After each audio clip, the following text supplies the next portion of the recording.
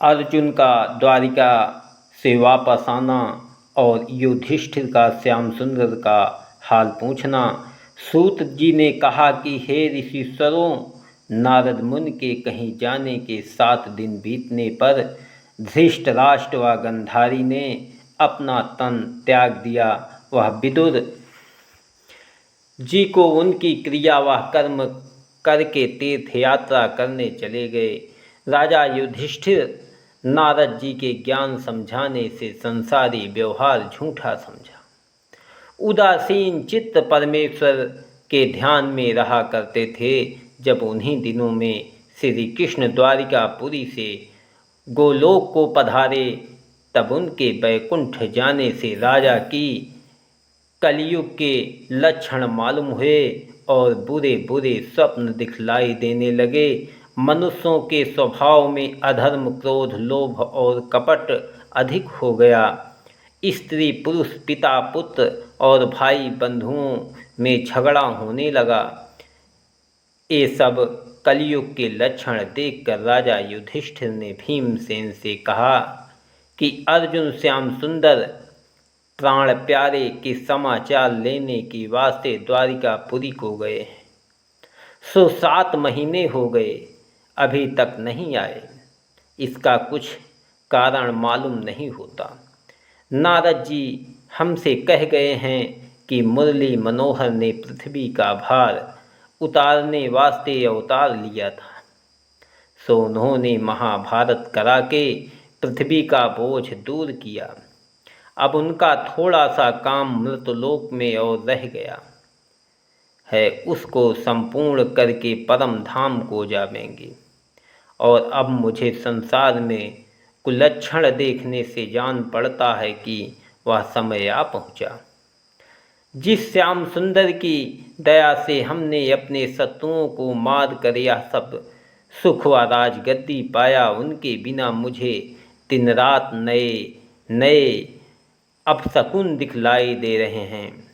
मेरी बाईं भुजा व आँख फड़कती है। कभी कभी हमारा शरीर कांपने व कलेजा धड़कने लगता है।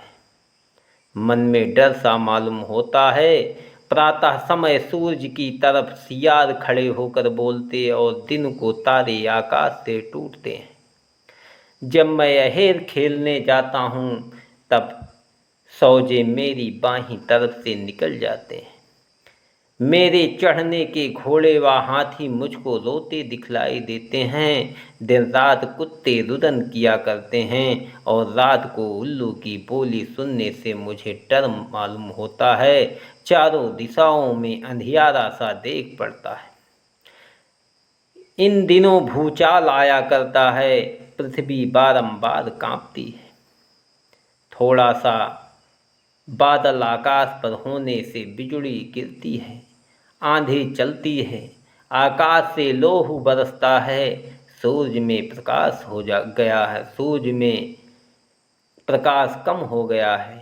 नदी व नाले का पानी सीधा नहीं बहता। अग्निहोत्री लोग जब आग में आहुति डालते हैं, तब अग्नि देवता प्रसन्न होकर आहुति नहीं लेते। बछड़े गायों का दूध प्रसन्न होकर नहीं पीते, गौ की आँख से आंसू बहते हैं। सांड गांव से प्रीत नहीं करते, देवताओं की मूर्ति से पसीना निकलता है। मेरी सभा में अनावश्यक मनुष्य झूठ बोलते हैं। लोगों के स्वभाव में क्रोध और लोभ अधिक हो गया है। आकाश में केतु निकलता है। साधु महात्मा का चित्त हरि भजन में नहीं लगता। शहर में किसी के घर मंगलाचार्य नहीं होता।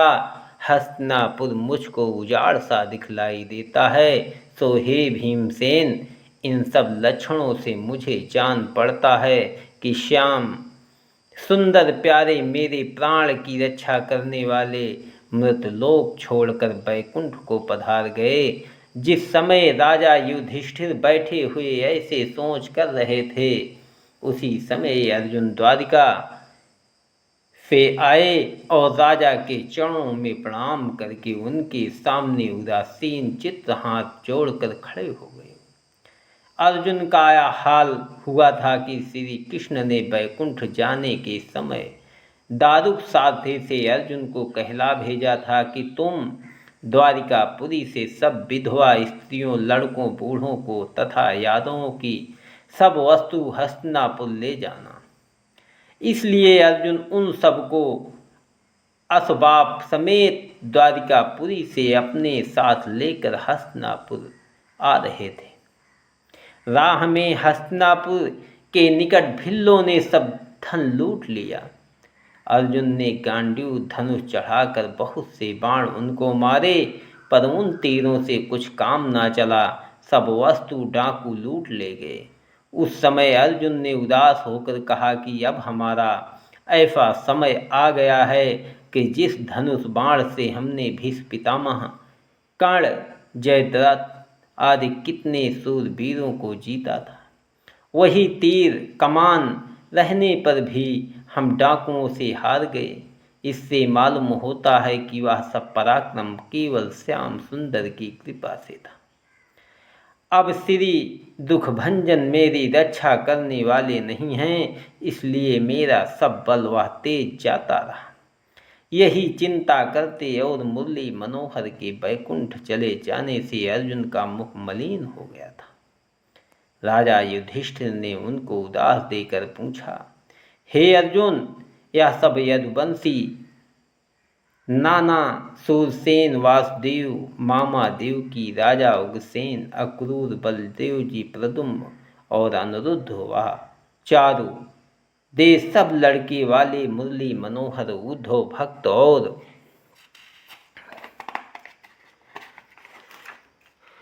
सब द्वारिका वासी अच्छी तरह तो हैं। श्याम सुंदर मेरे प्राण प्यारे, जिन आदि पुरुष भगवान ने संसारी जीवों का मंगल करने के वास्ते यदुकुल में अवतार लिया है, सुधर्मा सभा में आनंद से तो हैं। हे अर्जुन, तुम बहुत उदास दिखलाई देते हो। तुम्हें कोई रोग तो नहीं हुआ? तुम बहुत दिनों तक द्वारिका में रहे हो। तुम्हारा अपमान तो किसी ने नहीं किया, अथवा किसी सभा में तुम्हारा अनादर तो नहीं हुआ। क्या तुमने किसी को कोई वस्तु देने को कहा था सो दे नहीं सके? तुमने किसी ब्राह्मण व महात्मा का अपमान तो नहीं किया? क्यों कोई भूखा तुम्हारे घर आया था, उसको तुमने भोजन नहीं दिया? अथवा कोई ब्राह्मण बालक, बूढ़ा, रोगी, स्त्री, अपना शत्रु के डर से तुम्हारी शरण में कोई आया और तुमने उसकी रक्षा नहीं की, इसलिए तुम्हारा मुख उदास हो मलिन है। अथवा तुमने रजस्वला स्त्री से भोग तो नहीं किया? किसी छोटे मनुष्य से लड़ाई में हार तो नहीं गए, जिससे तुम्हारा तेज जाता रहा? अच्छी चीज भोजन करते समय तुमने बूढ़े व बालक देखने वालों को उदास उसमें से ना देकर अकेले तो नहीं खा लिया?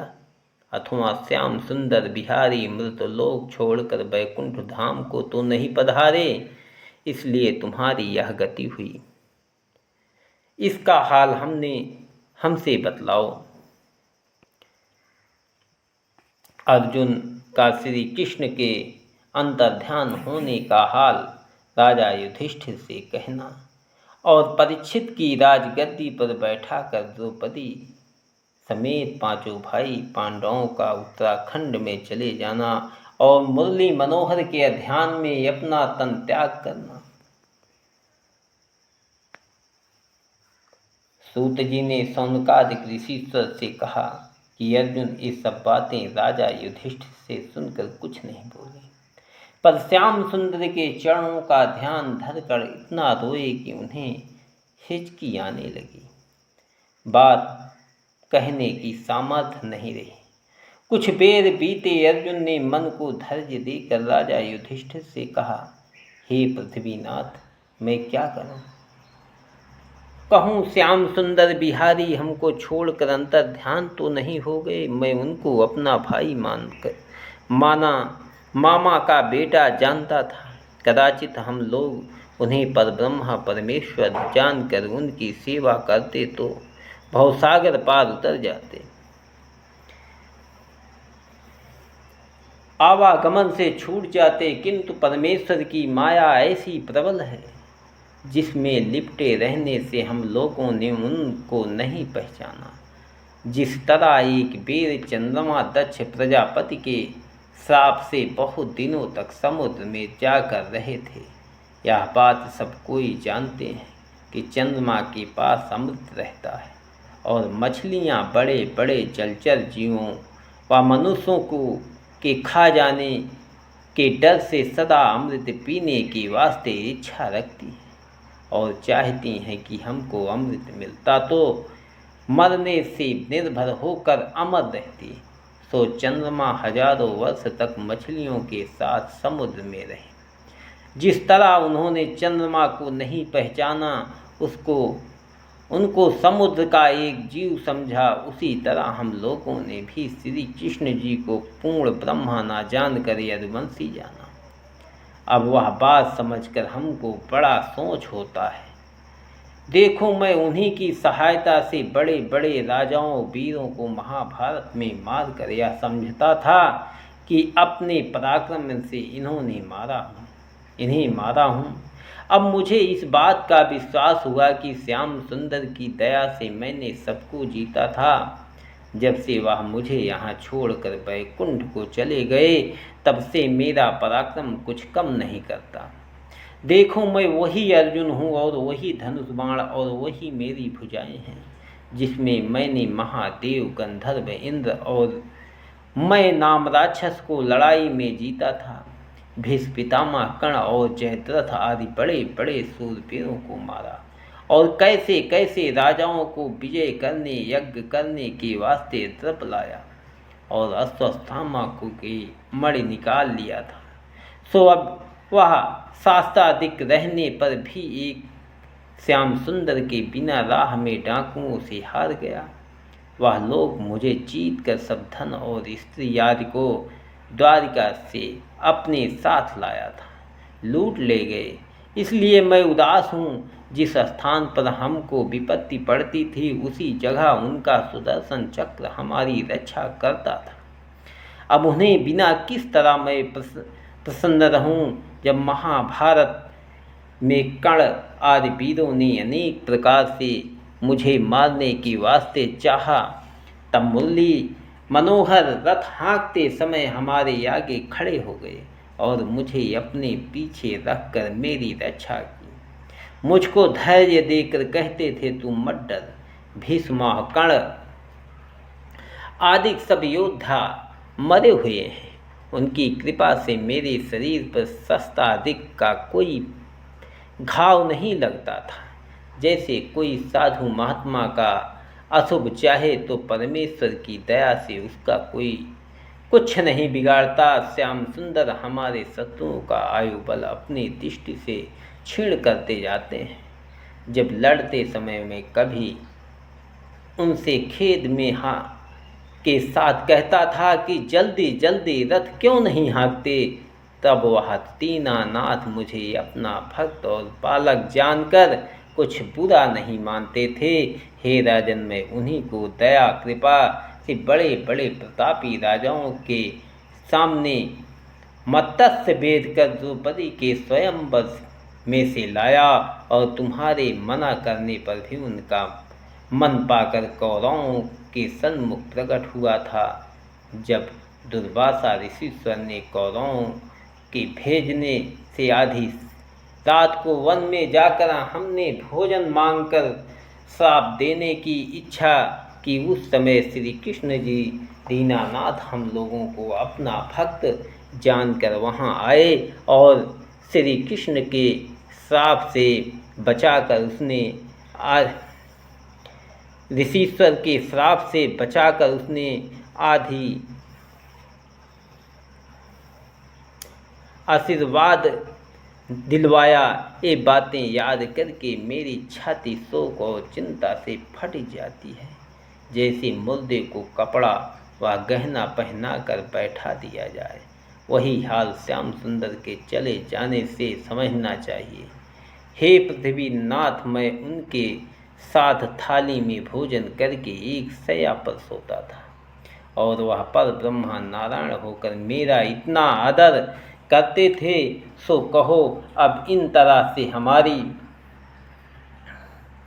कौन रक्षा और सम्मान करेगा और किसके आश्रय व भरोसे पर हम उतना घमंड रखेंगे। जब श्री कृष्ण जी महाभारत करा के यहाँ से द्वारिकापुरी को गए तब उन्होंने मन में विचार किया कि यह सब यदुवंशी हमारे कुल में बड़े बलवान उत्पन्न हुए हैं, मेरे जाने के उपरांत उपद्रव करेंगे, संसारी जीवों को बड़ा दुख देंगे, इसलिए अपने सामने इन लोगों का भी नाश कर देना उचित है।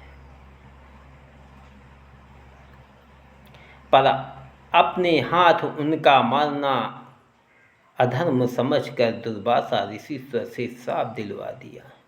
तब 56 करोड़ यदुवंशी इस तरह आपस में लड़कर मर गए जिस तरह समुद्र में बड़े बड़े जीव को खा जाते हैं। सो हे धर्मराज, यह बात कहते हुए इसी समय मेरे प्राण शरीर से निकल जाते, पर श्याम सुंदर ने दारुण नाम साथी से यह बात मुझे कहला भेजा था कि स्त्रियों और बालकों और बूढ़ों को द्वारिका से हस्तिनापुर ले जाना और मेरे वियोग का शोक मत करना। हमने गीता में जो कुछ ज्ञान तुमको बतलाया उसी के अनुसार शरीर को झूठा तथा चैतन्य आत्मा को सत्य जानकर संसारी माया मोह में मत लिपटना, वही ज्ञान समझकर मैंने संतोष किया है, नहीं तो अब तक मेरे प्राण निकल जाते। सो हे पृथ्वीनाथ, अब जीने का कुछ सुख नहीं है। अब इसी में भला है कि हम लोग भी अपना तन तपस्या में लगा डालें। जब इतनी बात कहकर अर्जुन अति विलाप करके रुदन करने लगे तब राजा युधिष्ठिर, भीमसेन आदि अपने भाइयों के साथ बड़े जोर से रोकर बोले, हे अर्जुन, हम लोग अब जी कर क्या करेंगे और यह राजपाट हमारा किस काम का आवेगा। अब हमें यहाँ रहना उचित नहीं है। परीक्षित को राजगद्दी देकर हम लोग बदरी केदार में चलकर अपना शरीर त्याग कर देंगे। युधिष्ठिर की यह बात श्याम सुंदर के अंतर्ध्यान होने का हाल स्त्रियों को मालूम हुआ। युधिष्ठिर की यह बात सब भाइयों ने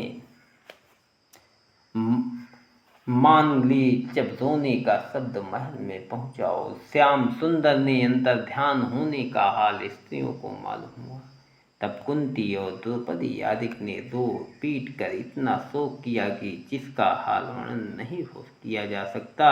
कुंती ने उसी खेत में श्याम सुंदर के चरणों का ध्यान धरकर अपना तन त्याग दिया और राजा युधिष्ठिर ने पुरोहित को बुलाकर हस्तिनापुर की राजगद्दी पर परीक्षित को बैठा दिया तथा इंद्रप्रस्थ और मथुरा का राज्य बच नाम बालक को, जो श्याम सुंदर के कुल में बच गया था, देकर राजा युधिष्ठिर, अर्जुन, भीमसेन, नकुल व सहदेव पांचों भाई और उनकी स्त्री द्रौपदी ने अपना अपना वस्त्र उतार डाला और एक एक लंगोटी में चादर पहनकर राज मंदिर से बाहर निकले। उस समय जो ब्राह्मण व कंगाल वहां पर आए उनको मुंह मांगा द्रव्य देकर उत्तराखंड में सिधारे।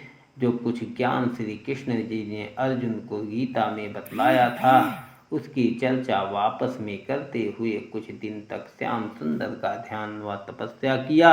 फिर हिमाचल में जाकर हरिक्षणों का ध्यान करते हुए पहले नकुल, उसके पीछे युधिष्ठिर आदि चारों भाइयों द्रौपदी के साथ अपना अपना तन त्याग दिया। ओम श्री नमो भगवते वासुदेवाय नमः।